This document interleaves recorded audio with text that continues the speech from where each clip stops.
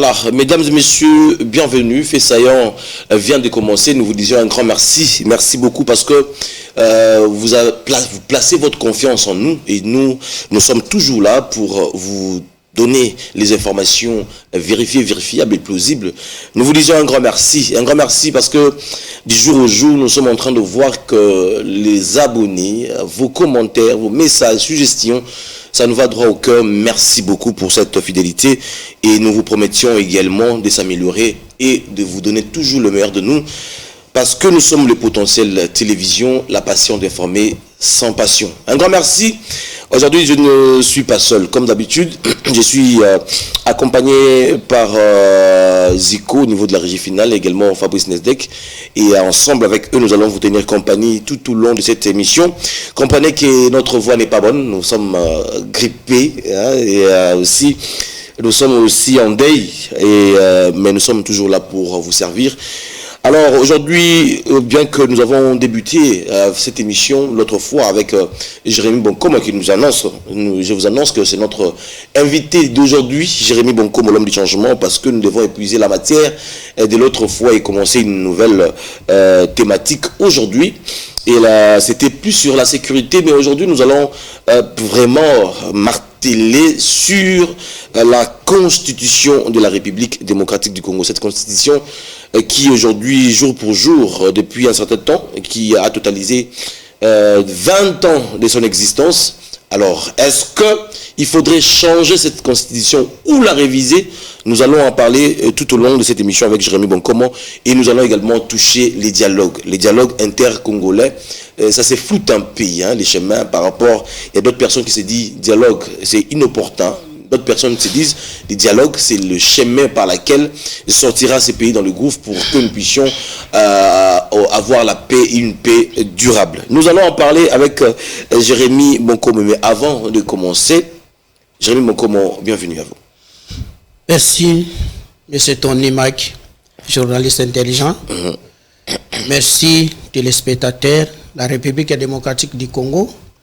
Et je salue aussi mes autorités. Je salue Maman Angèle Makombo Ntumba, là où elle est à Botswana. Et je salue encore Maman Anne-Marie Makombo, la présidente AI de la LIDEC. Et je salue aussi l'IDEC, tous les compatriotes de la LIDEC qui sont en train de nous suivre aujourd'hui. Malgré tout, moi je suis l'homme du changement, je parle pour la République. Okay. Je suis analyste politique. Ouais. J'ai fait mes analyses des choses qui se passent au Congo et qui se préparent à l'horizon. Ok, Jérémy Bonkoma, c'est avec lui que nous allons vous tenir compagnie, mesdames et messieurs, sur ce plateau. Nous vous rappelons que c'est un acteur politique, comme il vient de le dire tout à l'heure. Il est également cadre du parti LUDEC, parti à Madame Angèle Makombo, que nous saluons. Alors, avec lui, nous allons vous parler sur les actualités de la République démocratique du Congo. Mais avant cela, chaque jour, chaque instant, chaque minute, du jour au jour, d'ailleurs c'est chaque jour, quand vous vous réveillez un bon matin, vérifiez www.lespotentiels.cd pour ne rien rater sur les informations en République démocratique du Congo. Ou soit, vous pouvez tout simplement aller en ligne sur Facebook, vous écrivez lespotentiels.cd, vous ne serez point dessus parce que vous serez informé à temps réel comme d'autres le font. Vous aussi pouvez emboîter les pas en vous abonnant tout simplement dans notre site www.lespotentiels.cd. Qu'est-ce que les potentiels titres à sa une aujourd'hui? Nous allons avoir ce journal ensemble avec vous, bien sûr. L'Europe redéfinit sa politique envers Kigali. C'est la manchette, la une de notre journal Les Potentiels, le journal vérifiable, le journal qui vous donne les informations plausibles. Donc, n'hésitez surtout pas. Lisez et faites lire également aux autres les potentiels, les journaux Les Potentiels pour ne rien rater sur les actualités de l'heure, de la République, mais également du monde entier. Merci. Merci beaucoup à vous, nos fidèles de fidèles. Nous allons commencer cette émission. Jérémy Bonkoma, l'homme du changement. L'autre fois, par rapport à la thématique. autobaki mingi insécurité aux alambo Nabiso République démocratique du Congo et puis na entité, ça veut dire ba village Nabiso, ba territoire Nabiso, ba province Nabiso ainsi de suite. Mais la question moko ya motuya o to tunaki, il y a beaucoup de gens qui sont dit que non, tu répondais qui a ngoté. Tu peux répondre qui a ngoté. Ils avaient qui pouvait sécuriser qui? Naninda ko sécuriser population où ils allaient abattus, où ils ont abandonné, l'insécurité qu'on battait plein dans la République démocratique du Congo, puis dans le coin, Mboka Nabiso, tout le coin, entité Nabiso, il y a Mboka Nabiso, République démocratique du Congo. Naninde Sengeli abattait la population. Merci Ndeko Tony, Mac. Mboka, il faut pas retenir quelque chose. Tango tolobela kabango makambo pe tolobaka makambo ezalaka pona bisote ezalaka nde pona bango et puis baza na droit ya ko comprendre makambo yango ezolikila lolenge kani voilà na kati ya likambo ena na lingi na yebisa bayi kongomani ke buku oyo eza pona ba juriste te buku oyo eza pona ba juriste te buku oyo eza droit ya kongomani nyonso moi kongomani nyonso oya biangami ke ai moi kongomani basalaka buku oyo pona yi OK et buku oyo esengeli ke bai kongomani ba gera kango pe bango pe ba telemela kango na bompikiri ki bonso pona ko contrôler makambo nyonso oyo eza na katikati wana c'est pour cela makambo nyonso to lekela ngo na kati ya République démocratique du Congo oyo eutinde awa ba désordre nyonso tokoki kolobela gauche tokolobela droite tokolobela boye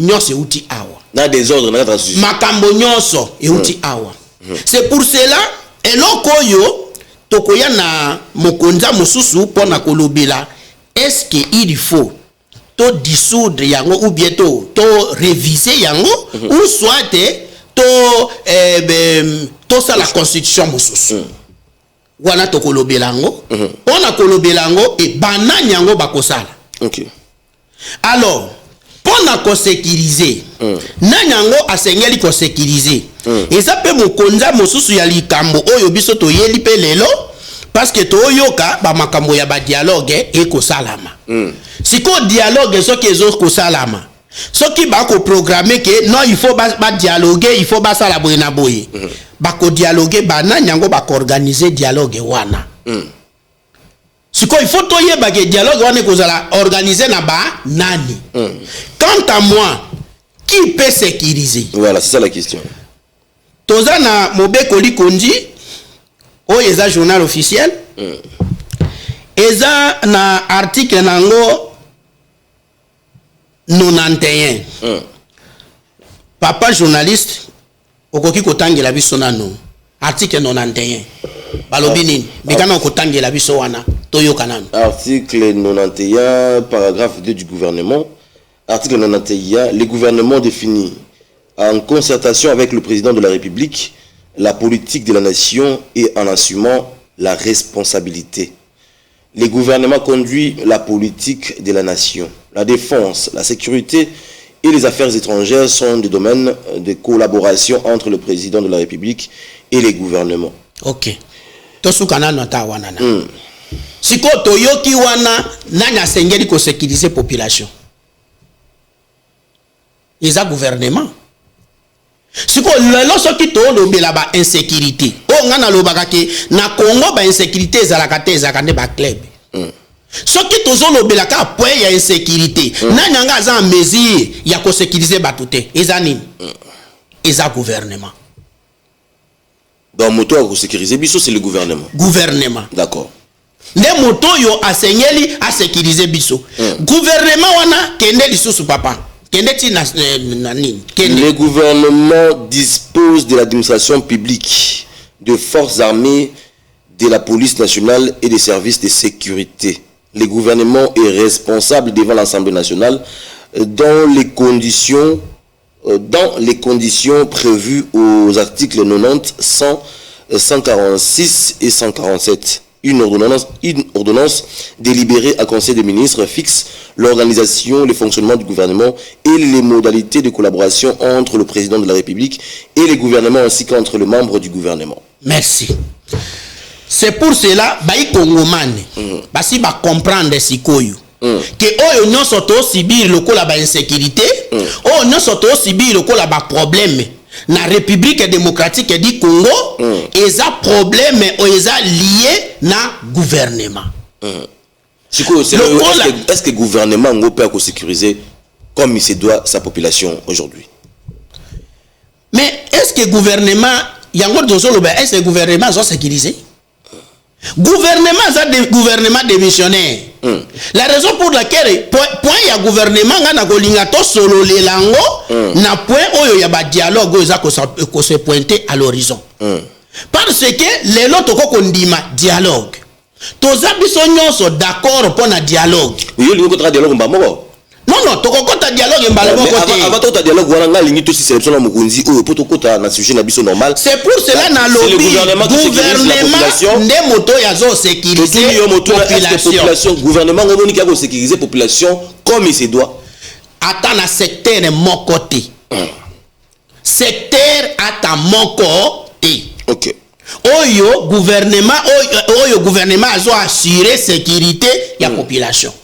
Secteur moko te. Parce que ce qui te lobby sécurité. Sécurité ezate kaka parce que bato ba okufa na Masisi. Sécurité ezate parce que kuna epai na ngai na Équateur ba komi kata nkingo neti ba okata ngombe kutu bakata ka nkingo boyete. OK. Sécurité ezate ke ba tracasserie oyo leki na kata mboka kende na ba périphérique lokola okende na bandundu awa ou bien epa na ngana Équateur okokuta ba barrière soki combien. Ça ce n'est pas la sécurité, c'est le ya bongo. Sécurité eza toza na ba sécurité tolobela ki jour wana na mokonza ya sécurité. Toza na ba sécurité alimentaire. Toza na ba sécurité administratif. Toza na sécurité sécurité ya banzela, ya circulation. Toza na sécurité ya ya chômage. Toza na insécurité eza partout dans le secteur nyos na ba impôt na bato bazo récolter ba impôt toujours insécurité. Parce que mongo wana soki ekomaka réellement ekomaka ngai na ndimi ke ekomaka. Parce que bato bakendaka kosala ba collecte wana eza ba dirigeant na bango ne batindaka bango bokende kosala ba collecte. Bokende kotuna ba impôt. Si otango basali bato wana basala kanini ba pesaka rapport. Na une fois que ba pesi rapport na bango, c'est ba kondi na bango ba se saisir na rapport oyo ba agent na bango ba peseli. Soki ba o maintenir kaka ba agent wana na ba poste wana, ça veut dire quoi? Ba ozwa recette, ba ozwa pe rapport. Mais si quoi est comme une tour na bango rétrocession et pas population insécurité bandi. Ba détournement bandi. Ba makambo nyonso ya mabe bandi. So tango population akoya ko se soulever pourvu que à sa prendre en charge, ba sali dini ba bimiseli bango ba incivique. Ba incivique ba ye. Alors lokola pe ba sala kana prise en charge ya ba forces armées na la police etike wana ezalaka te ale bango pe ba zushida. Oba mettre ordre. Au nom de l'ordre ba ke commettre désordre. OK. Nyonso wana eza gouvernement. Alors au sein de gouvernement gouvernement sécurité protocole to kuza sujet musu gouvernement na kosenga na gouvernement solution ya poto to bima na solution ya gouvernement ya gouvernement ezaka solution moko. OK. Solution wana epesameli bango si je me trompe pas na article 146. 146. Donc gouvernement il faut à démissionner. Il faut à démissionner. À démissionner. Gouvernement a démissionné. Gouvernement démissionné. Solution kaka yango wana. Soka démissionné nana on existe ko nana. Mais ce qui a démissionné, c'est-à-dire que gouvernement démissionné va diriger à Sika non? Va diriger à Sika. À partir de dirigeant wana ya Sika o bakoya, bango ne bakoya ba ye ko assurer sécurité ya population. Comme il faut. Avec cette même police, avec même cette armée, c'est le gouvernement qui a démissionné. Tout le monde a raté la balabala, le gouverneur de la ville, topé ministre, mort, Namando, qui doit être autre. C'est toujours des hommes en uniforme qui le font. Est-ce que ce n'est pas à la tête, ou soit la formation de ces hommes en uniforme qui pose problème, ou soit c'est les décideurs, membres du gouvernement, Tokolobela, ne bango ba ebi ko utiliser bango mala monter. C'est pour cela na kati attribution nyonso soko tie mutu moko aza na éthique te moyen diriger bato wana eza te soko tie mutu moko aza incapable moyen siko ya assumer ba responsabilité na ye eza te soko tie mutu moko aza na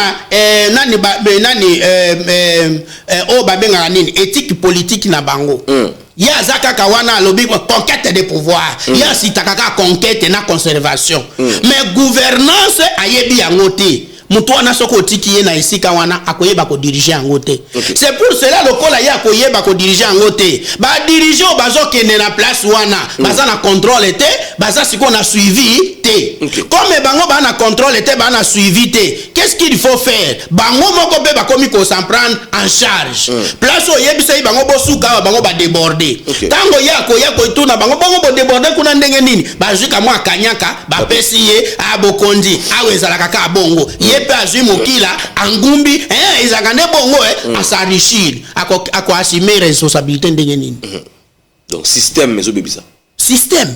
Alors nous allons quitter ces points de la sécurité ou de l'insécurité et qui sécurise qui entre la population et le gouvernement tous eu quand même dose mais il pose la droit pour ça la réflexion na yo ce n'est pas interdit à quelqu'un de réfléchir également pour d'autres Congolais et c'est ce que je disais tantôt. Aujourd'hui, nous avons cette faiblesse, moi je me dis, j'ai même dit un grand merci à Jérémy Nzinga qui était avec nous l'autre fois ici. Comment est-ce qu'un pays souverain, en plein 21e siècle, aujourd'hui, même des grandes entreprises publiques de l'État congolais sont dirigées par les étrangers? J'étais à Inga, j'étais à la Midema, j'étais au niveau de Air Congo, n'en parlons pas.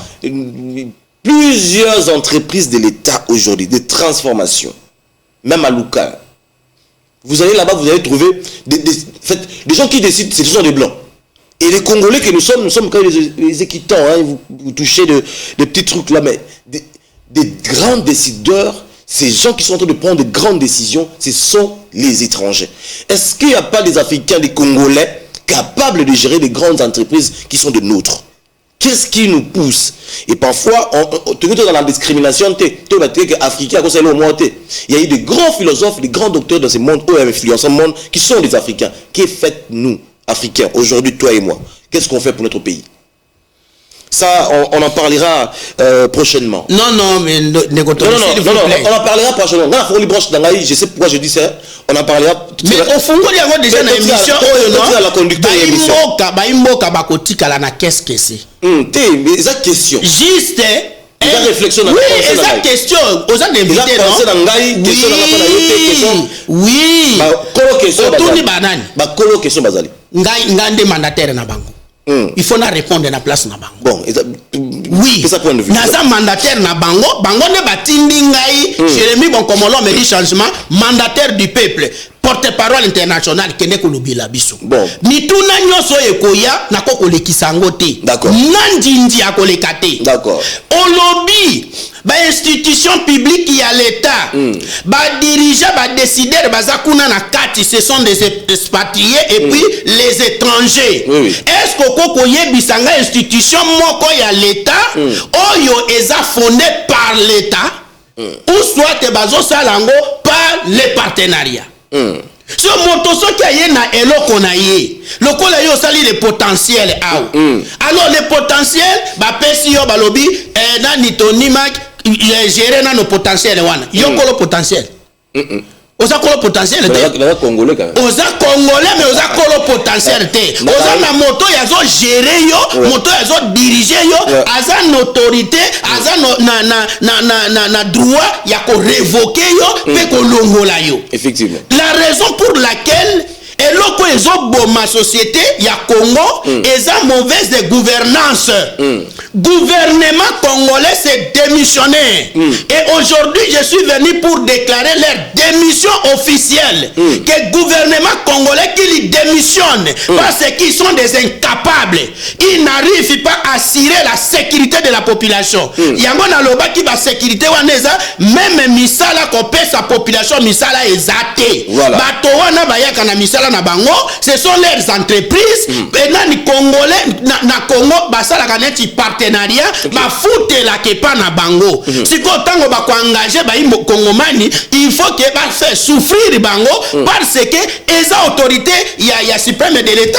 Ça doit changer, on en parlera à une grande émission par rapport à cela. On aura également plusieurs invités sur ce plateau pour que nous puissions unir nos voix. Benga bango baya. Na ba oya ngambo wana kuna. Na ba société civile. Na ba opposition. Benga bango to tondi sawa. L'homme dit changement à commettre bango na nzela. Avec la table rase avec plusieurs invités pour que nous puissions trouver gain de cause. Mais parlons-en le dialogue parce que tu sais que nous na Caneva, tu le blapé dialogue parce que boyebi que dialogue intercongolais ils eux la mato ité na monoko. Il y a acteurs politiques na biso. Alors, Jérémy Moko bazali pe moko, il y a union sacrée. Oui, à partir l'UDEC, il y a maman Angèle Makombo. Motuna nanga ezali boui. Bino na l'UDEC, dialogue boyambi ango lolenge kani. Pendenge kani.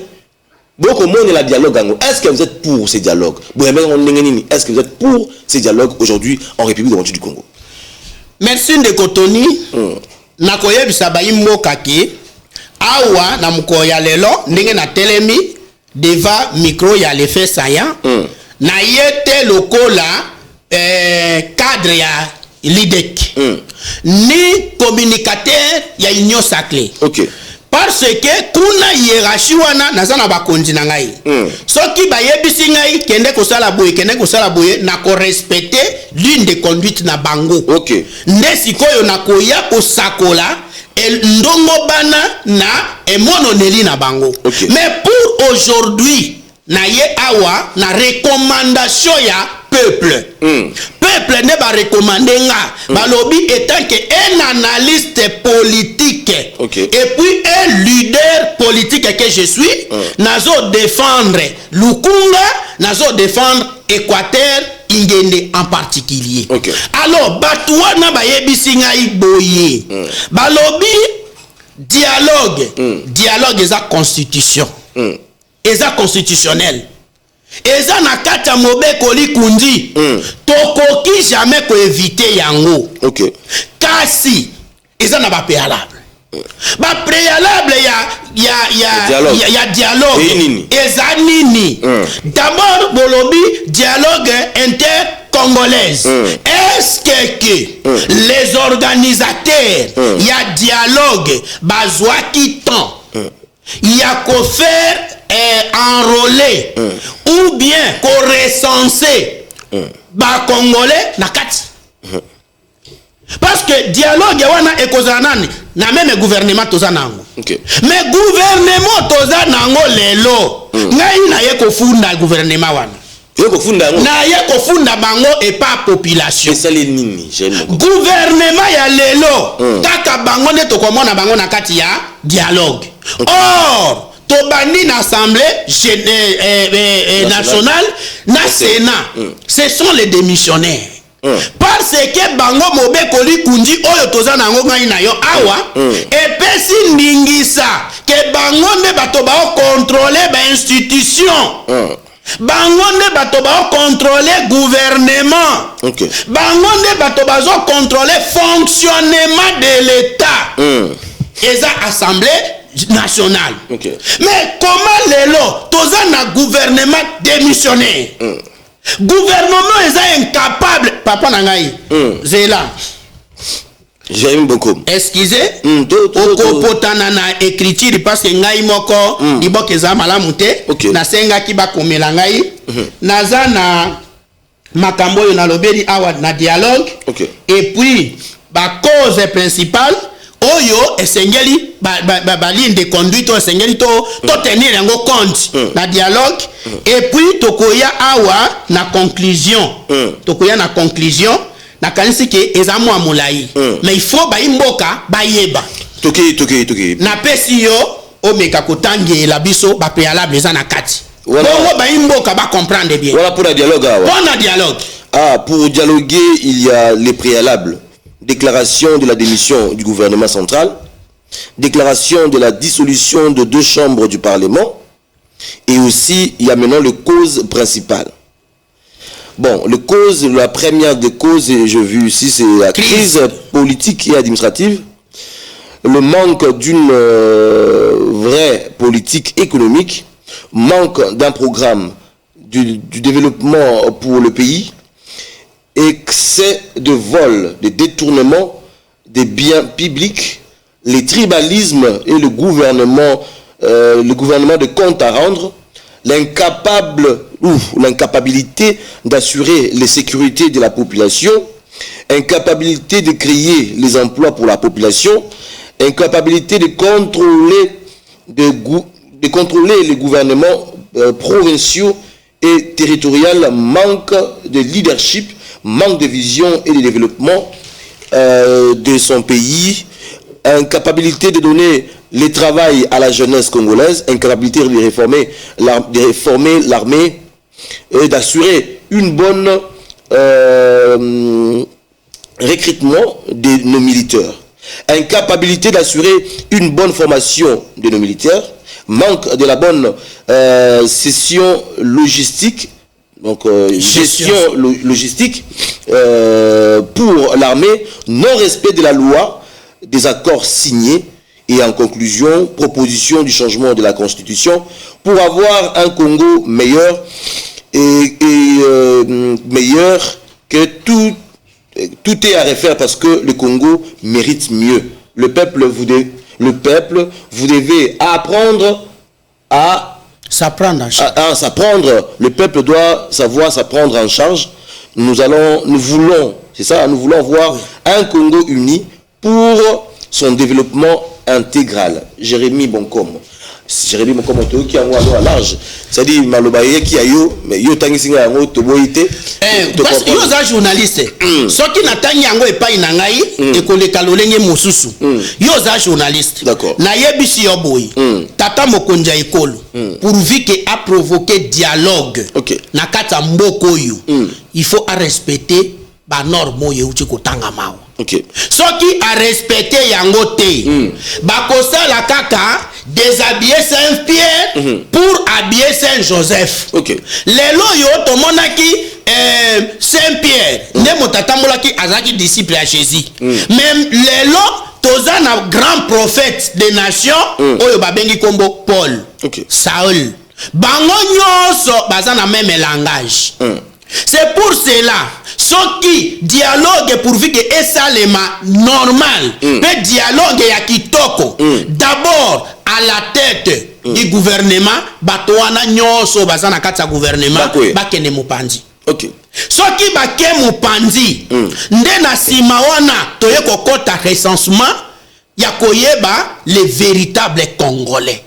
Parce que à la majorité il y a gouvernement wana les longs bolingo recensement ba véritable congolais depuis tout ce temps qui ça na époque ya Mobutu mais batango nyos to bazana ngo est-ce que nini empêcher que la RDC le long même ma continent ba organiser recensement proprement dit pour toyeba qui est congolais qui ne l'est pas quand on comme la tanga dialogue nous soulever il faudrait to les canaba préalable ba dialogue cela veut dire même à élection peut aux alaté na moment oyo ndeko Kabila zalaki na bokonzi tomonaki awa kondo Tshisekedi wa Mulumba a déclaré ki ba makambo recensement est-ce que c'est salamaka toye kozwa awa na gouvernement ya toujours Kabila ya tanga andongwana ki yena kondo Tshisekedi wa Mulumba eloko ya yambo oyo ezalaki wana ezalaki nini toujours kaka makambo oyo ya ba recensement recensement etika la kosala makaka n'époque ya Mobutu kuna ne sika bato bazalaka na carte d'identité carte pour citoyen alors carte pour citoyen wana ezalaka ya mbaka boye ngenge biteni bangumba boye alors est-ce que lelo bano yo boti bayebi yango même baleki nao bayebi eloko wana bayebi yango te alors c'est pour cela pourvu que to sauter il faut to reculer na no mwasima total makambo nini ezalaki momoko nini oyo baninga bafondaki pourvu que to kende aller de l'avant to ko risquer ko kende mbangu pe to ke ko zwa pema to lembi na donc dialogue lelo eza inopportun na moment pona ngai dialogue eza nango solution te ya ko développer Congo voilà population atindelo bongo population batininga bongo Balobi dialogue. Et c'est événement moko kitoko. Ok. Tozo boya yangote tozo ndima. Mais vous pouvez dialoguer avec qui? Parce que ndenge ozomona, omoni dialogue ndenge ezo salema wana. Kaka ndenge ngana yo tozo c'est pour monnaie awa. Dialogue c'est salama. Bien salama. Et c'est salama papa, politique et c'est la kabongo. Je suis politique. OK. Dialogue et c'est salama. Oyo ngana yo tolobaka awa ezaka kaka makambo mosusu. Et puis oyo esalemaka eza makambo mosusu tozalaka na consultation ya gouvernement de l'Union nationale. Hein? Ouais. Gouvernement de l'Union nationale. Oyo tozalaka nango awa. Mopayana nyanga akota kuna. Azate. Consultation bakendaka kosala. C'était aussi le partage des gâteaux. Okay. Même les dialogues, moi je ne suis pas contre les dialogues. Okay. Mais problème est que dialogue, on va dialoguer avec qui et pour quelle raison. Parce que dans la minute où tu as une crise, crise tu as une branche nyoso. Mon connaît la crise tu as une mauvaise gouvernance. Comme nango ne yango wana diagnostic nango eza mauvaise gouvernance. Les crises to nango lelo. Crise toza nango lelo. Eza crise ya individualité, eza crise ya gouvernement. Parce que tous les cas qui ont la sécurité, qui peut sécuriser? C'est le gouvernement. Si le gouvernement est incapable, Motaza incapable ya ko assurer nyoso biso tozalela kinango awa. Est-ce que ndekotoni tala nano likambo yo ezo salema. Oyebi groupe Wazalendo baza armée ya pays nini? Baza pays nini? Ba réponse c'est ba question ngai ba réponse. Mais sikoyo Wazalendo toyebi ata pays na yete. Mais baza ba congolais non les Wazalendo sont des congolais. Ndeko na ngai soki olobi baza ba congolais. Nandimi ke baza ba congolais bazo bunda pe pona intégrité ya mboka na biso. Bon siko yebisa ngai ba na identification nini na loi. C'est que nanga ndenge na zabo na ko supporter pe na sali pe o yangai club d'armée na lobi bon na bimi na ke ko défendre mboka na ngai. Donc naza na pouvoir wana. Si on voit les communes eza ba club non. So tango na ke ko défendre kuna na monique intérêt na ngamoko boyezate na sali nini na baluki. Donc on a un danger les Wazalendo. Et pas na ngai na mona un danger. Parce que eza club moko eza constitutionnel était. OK. Eza na loi mon côté. Si koyo loi so ki eza na loi te ana protection ni. Wazalendo wana eza protection ni. Bon non so ya zo sala wana. Est-ce que gouvernement basi ba ebisa biso nani apport na yezani? Ba futa kaye comment? Avivaka comment? A opéra kandege nini? Azo opéré na mindoki ya nani? Nani azo obteye ba bindoki wana? Ezo kota pendenge nini? Siko gouvernement yemo kaza incapable ya ko armer ba soda na ye. Siko yo akokene ko armer kaka Wazalendo ndenge nini? Il faut toye ba système wana uti wapi? Tala démission ya gouvernement. Lelo na ye kaka pona ko déclarer au lieu ya kosala ba makambo ba dialogue ba boye parce que to sali ba accord awa esimbate. Dialogue eza solution te. Wana eza kaka pona changement ya système politique oyo ki kosala ke endormir population. Et puis toza ko se pointer à l'horizon des élections. Parce que lelo toza na 2026 lobby 2027. Élection au Zalabé. C'est là où il faut tout nasiko gouvernement. Qui peut organiser les élections? Tout le gouvernement, tout la constitution. Tout la constitution. Constitution à lobby ba élection ezali. OK. Nakata Mombeko Likunji, il a confirmé à lobby non, il y aura des élections. OK. Mais si koyo banana ngo bazo organiser ba chambre. Et si ko ba chambre wana démissionnaire. OK. So qui va organiser? Alors ça? parlons-en. Les 20 ans déjà depuis constitution la constitution Yamboka Nabiso République droite du Congo, depuis sa promulgation par l'ancien chef de l'État Joseph Kabila Kabange. Aujourd'hui, nakotala poso makambo numéro A. Si vous l'avez biso motuya tous allez vraiment na carte constitution. Le dialogue est inscrit dans la constitution. La sécurité de la population de leurs biens est inscrite dans la population. La sécurité dans la constitution. Tout est prévu dans la constitution.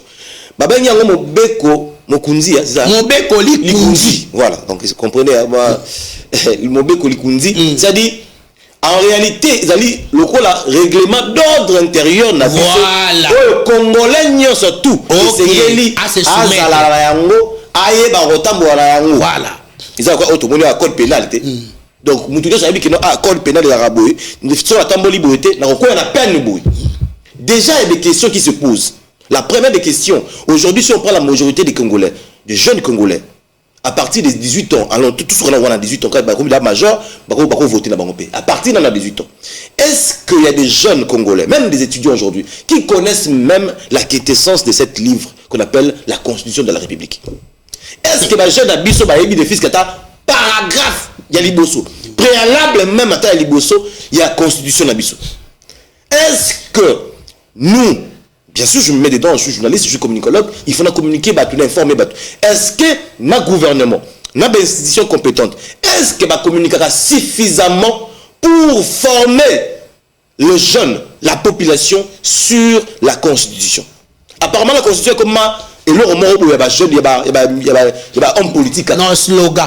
Comment il y a homme politique? C'est pas homme politique avec les slogans. Mais en réalité, les gens ne connaissent pas ce que vous êtes en train de dire. Il y a un slogan, non? Le lot, j'aime mon comment. Est-ce que Constitution Ango et Sengeli échange jamais? Topé Constitution ou Sengi va réviser Ango? Ndeko nangai Tony Mag. Au moins ni pon nangai Constitution et bongi to changer. Ou changer Ango? To changer Constitution parce que au moins ni Constitution oyo. Et sa Constitution et celle-là qui n'a pas berger. OK.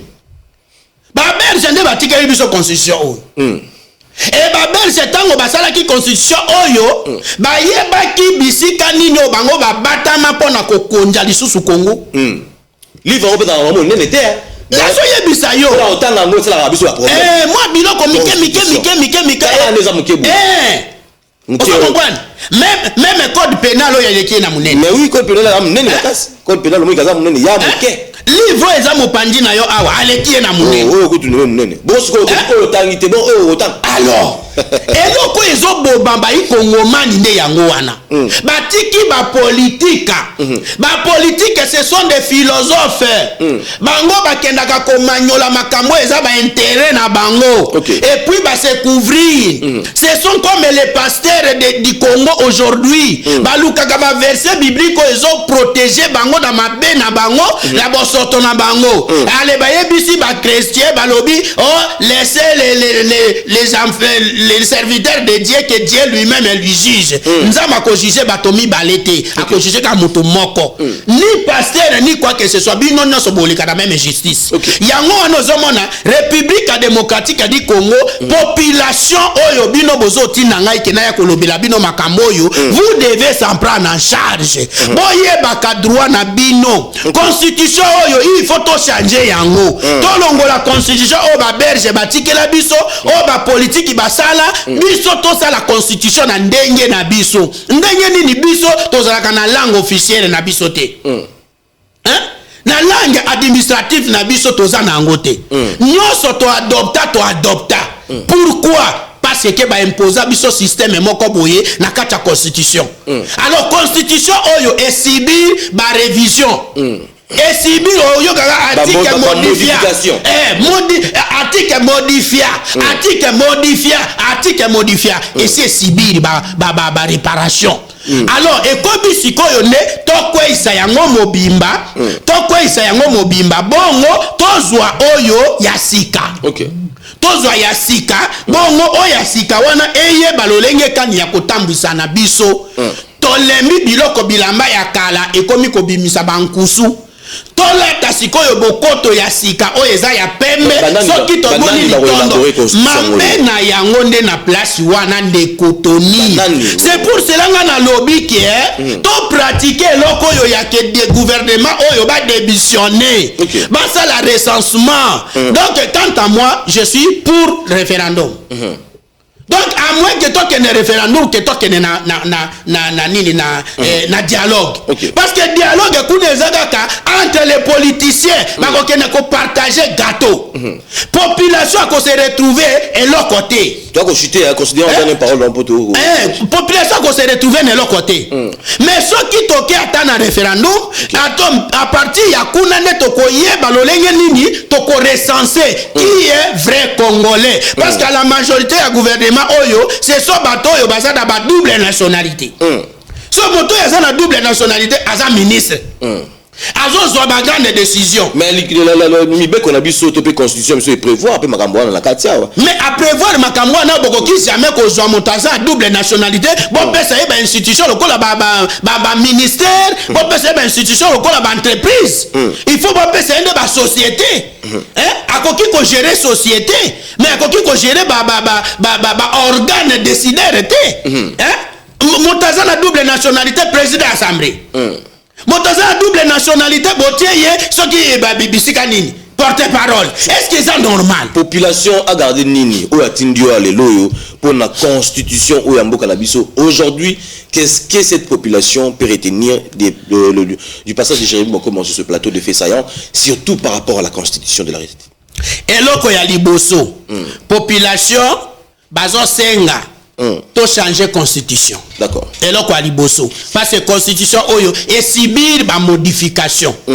Ba modification wana bato basala ki ba modification ba luka ba article e ko couvrir bango na ba pouvoir na bango ata bazate. Même santa to moto mbele azaka kawana. Pe akozwa musolo na trésor public ya l'état. OK. Donc wana il faut to changer la constitution. Alors constitution oyo et loko ya mibale eza ba imboka balobi boye. To proposer par papa Mokonja Ekolo. O lié ya ko kende na dialogue, to kende na référendum. Okay. Pourvu que population bango moko ba prononcer un mot et loko bango balingi. Tout ça la sikoyo recensement. Toyeba qui est congolais, qui ne sont pas congolais. Toyeba ko tracer melelo, bandelo, ba limite. Il y a ba pays voisins.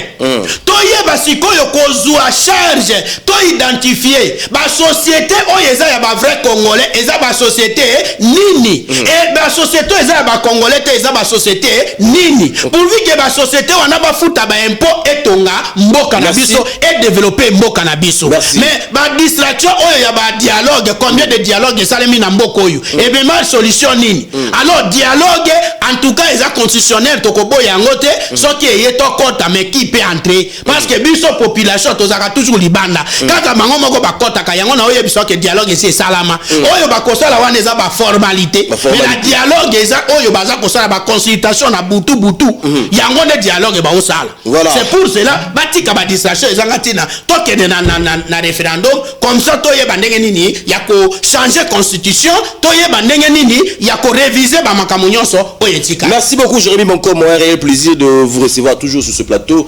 Un grand merci à vous. Nous sommes arrivés pratiquement à la fin. Nous vous supplions, surtout la jeunesse, je me mets à votre place. Nous, si on n'était pas forgés, aujourd'hui, on ne pouvait pas même tenir l'auditoire. On ne pouvait même pas parler. On ne pouvait même pas écrire. On ne pouvait rien faire.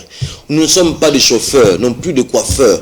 On n'a aucun problème avec des coiffeurs et des chauffeurs. Je ne suis même pas un quado. Je ne suis même... Ce que moi je sais, c'est lire, écrire et puis expérimenter ma pensée. Mais vous, aujourd'hui, constitution, si on a tiré un micro, toqué la balabal, dans le jeune, scandale, mais la biga pas jeune aujourd'hui, parce que les jeunes, ce sont l'avenir de demain pour une nation. Mais quel avenir? Quel est cet avenir d'aujourd'hui par rapport à cette jeunesse que nous sommes en train de voir d'aujourd'hui, qui sont livrés dans la boisson, qui sont livrés dans des femmes, qui sont livrés dans des choses, dans le vol, qui sont livrés dans des choses qui ne plaisent. Je me pose des questions. La manipulation de la jeunesse, par même ces gens, cette constitution, est-ce que vous la connaissiez? Mais au Tchama, quelle est la TVT? Tu ne connais rien, mais tu fais trop de bruit. Je vous en conjure, s'il vous plaît, consultez cela, c'est votre force. Nous allons prendre la page rose pour chuter là. Rapidement, il y a un médecin, un docteur qui fête son anniversaire aujourd'hui. Lui, on l'appelle tout simplement Edgar Lomande. Edgar Lomande, Motema ya papa, ya maman, grâce. Et nous vous saluons aujourd'hui sur votre jour de naissance. Nous avons quand même voulu vous faire cette beau tableau pour vous souhaiter heureux anniversaire, docteur Edgar Lomande, mais on l'appelle Maman Grâce. Yoka se connaît bien Naples Boys. Naples Boys, Naples Boys, happy birthday to you. C'est ton jour aujourd'hui de la part de la part de ta femme légitime, Maman Grace, qui a pensé à vous aujourd'hui au travers de cette très belle émission Fait Saillant, bien sûr, et nous vous souhaitons plein de bonnes choses. Mais il y a quelqu'un également qui m'a dit Naples Boys, vous connaissez, un docteur Aebi, mais entre parenthèses, joyeux anniversaire à vous, et je pense que nous sommes arrivés à la fin. Un grand merci pour votre participation, nous vous disons un grand merci. On va se revoir avec vous, nous sommes toujours en Verise, et nous vous demandons toujours de nous appeler pour vous en procurer également en Verise. D'ici là, portez-vous bien, merci à l'équipe et merci également à vous pour votre attention. Allez, ciao.